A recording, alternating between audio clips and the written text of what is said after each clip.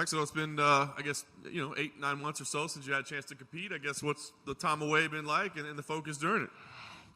It's been good. It's been good. Good to be back. I had hand surgery in November, right after the Tim Means fight. I hurt my hand. But I've been waiting to fight since March.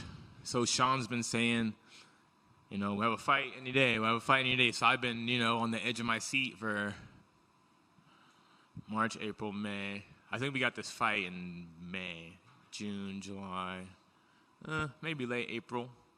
But I'm ready. I've been ready to fight for months.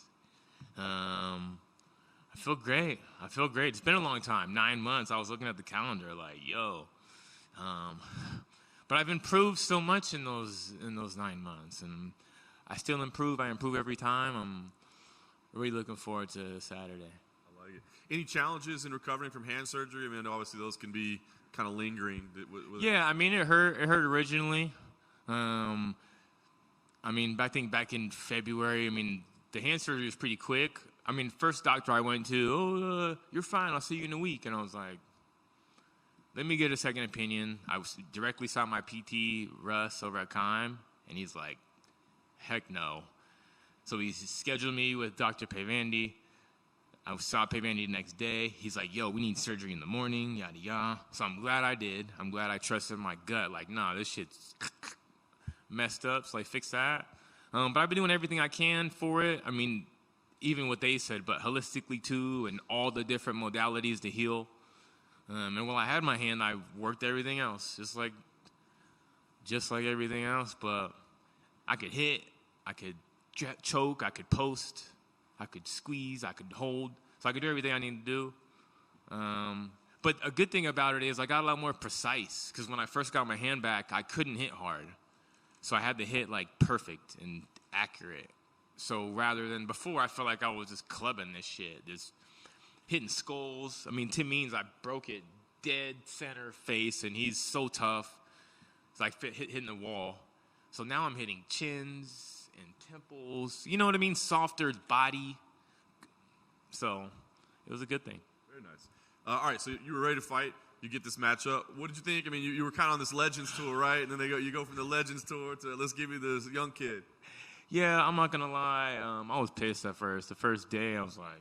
Because, Kevin Holland fought Tim Means, and then his next fight, he headlined against Wonderboy. So I was like, shit, I might get something good. Then I get freaking Michael Morales. I was just like, oh, man, what the hell? What is going on here? This is bullshit. So... he's a young guy, undefeated. I felt like they were trying to feed me to the wolves. Well, not feed me to the wolves, but try to beat me. I've been seeing a lot of these vets.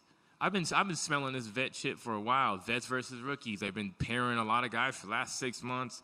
A ton of them. This guy versus this young guy. This guy versus this young guy. And then the Ultimate Fighter came out. Vets versus youngsters. I was like, I told you. So. But the thing is, I'm not the guy. I'm not the old guy. Yeah, I'm 37, but I'm the best looking 37 you ever seen, the best in shape, shredded, faster, smarter. I'm not these guys on the tail end like, I'm thinking about retiring. None of that.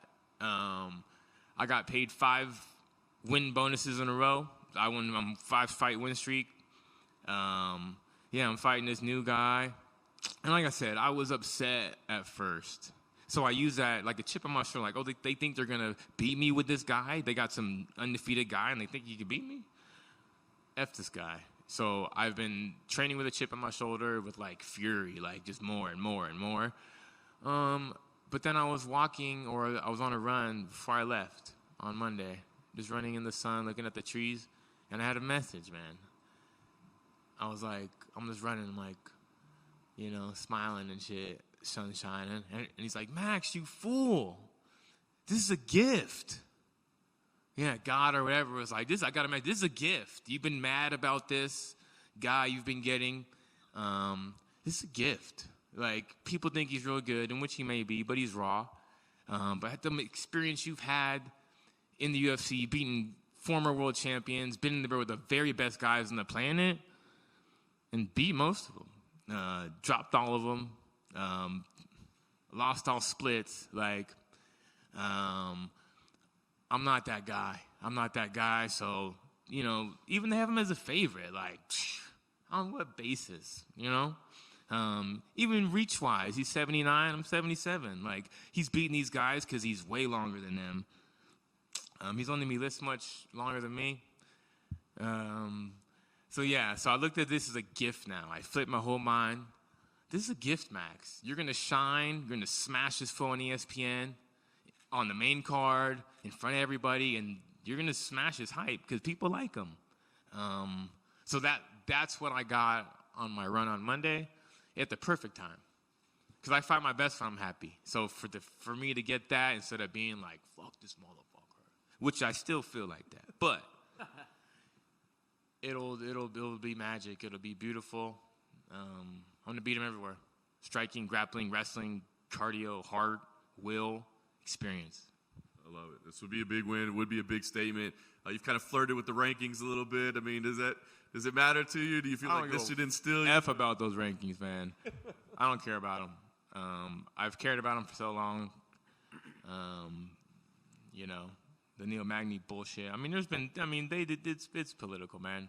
But it's funny when you kind of let shit go. That's when shit happens. You know, and you're like, forget that shit. Even when I first got signed, I was like, F fighting, and I got signed that same day. So it's like, F those rankings. So we'll see, man.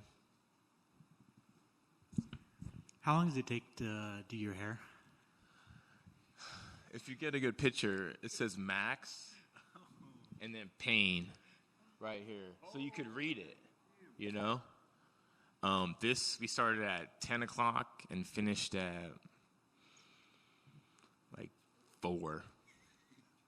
Like a 6-hour ordeal. Yeah, damn. Well, it turned out fantastic. Thank you. Max, I want to talk a little bit about your music taste. I've seen on your Instagram and stuff like that the music that you like to listen to. But entering into a fight and fight day, what are some of the bangers that you be listening to? So fight day, I'd say until the fight, I'm listening to all reggae, all Marley Shahu, Damian Marley, Movado, some older stuff. Just to keep me in like a chill mode. But then when I'm out there, when I'm at the arena and I'm starting getting wrapped up, man, I'm listening to all my old shit, even the new stuff. I mean, 21 Savage, the Sacramento shit, Brother Lynch, Yuck Mouth, the Bay Area stuff, E40, Mac Dre. Get me back on my gangsta, because I did my gangsta shit when I was young, so it brings me back to like good mood, good spirits, war, baby, you know? I'm glad you brought up the Ye, because that actually segues into my next question. And being from Sacramento, NorCal, and all that, who would you be putting on your Mount Rushmore of West Coast rappers? Oh, there's 5. Is there 5 on Mount Rushmore? Shit. Are we talking Sacramento or just Bay Area? West Coast in general, entire California. West Coast, man. E40. E40's on there. Mac Dre's on there. If I gotta put Snoop Dogg on there for LA. Shit. Shout out to my guy Yuck Mouth. I gotta put him on there. Me and him is the homies. Who else? I know I'm missing someone big. Who am I missing? Playlist. Yeah, we'll stay at that. I know I'm missing someone. No Cube or Too Short? Oh, you could put both them on there. You could put them on there. You could put both them on there. We West Coastin'. You could put them on there. I bet. Appreciate it. Yeah. Max, you mentioned when you let shit go, shit happens. Will you able to do that if you come victorious on Saturday and then people turn around and say, well, of course he was supposed to win. He's a veteran. They're going to say that. I already know they're going to say that, you know. But it's going to be so bad. Like, yeah, I want to, make them pay. Like, no lucky shit. Like, beat him up, beat him down, outclass him, master class. If he gets, I want to maybe sub him, finish him. I don't know. But if he gets knocked out, he can watch the video, you know. But I want him to remember he got beat up and remember the levels of this, because I'm not playing. And last for me, speaking of levels, you mentioned before, you know, just like the vets, young guys fight and being unhappy. Just alone when you touched on your 5-fight bonuses, how can you be unhappy with $250,000 and up? No, I am happy. I'm just saying, I mean, that was more rankings-wise. You know, if they would have gave me that Neil Magny win, I'd be in the top 10. And I wouldn't be fighting this freaking new guy, especially these new guys that they like. I fought a few of these undefeated guys. I fought Zaliman Madaev, 8-0, all knockouts, sent him back in Atlanta. I fought Ramiz Brahimai here, 8-0, all subs. He had the story about his condition or whatever. There was a lot of hype, and I took his freaking ear off. So I have a thing for these freaking new guys that I get offended. So another guy, 14-0, fought Trevin Giles. That was a terrible fight, Trevin Giles. He did good in the beginning, but burned his arms out, and then being sloppy, got knocked. And then Adam Fugit, on a week's notice, took him to the third round, had him in trouble a few times, you know, like, he ain't fought nobody. And it's not even about who you all fought, but I am me. I am him. And I'm not the guy you want to fight when you're that raw, that new.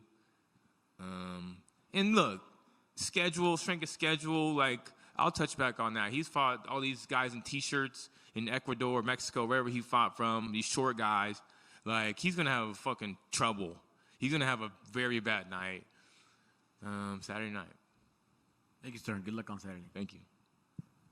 All this energy you have towards Michael, has there been any trash talk behind the closed doors between you two, or is it just part of the fight game for you? No, I really feel like this. Yeah, I think for me, it's more that they're sending a guy that they think could beat me, and he's the favorite. I don't like that. I don't even know how he is even the favorite. Like, because he's younger? Like, I don't know. So my homies are cashing in, though. I'll tell you that. Cash that, baby. And I know you just expressed your feelings towards the rankings and all of that, but he also mentioned the Neil Magny situation. Is that something you want back in the future? No, I don't care about Neil Magny. That really burned me, though. Like, to have Mick Maynard come back after the fight, you know, me and Dana thought you won. We're going to pay you your money, you know. So in my mind, I'm like, I won, but then I didn't get the number, and then I don't know. I mean, Tim Means made up for it. Give me a guy like that, but I don't know, man. And last one for me. There's an interesting fact about you. You said you wanted to be a Ninja Turtle when you grew up. I mean, what was that about? Yeah, man. I did martial arts when I was young, from 4 to 13. And in those days, I mean, I did Bakufu, but we had the nunchucks, the sais, the kamas, and Ninja Turtles came out right then. So that was what I wanted to be. That was 9 years of experience then.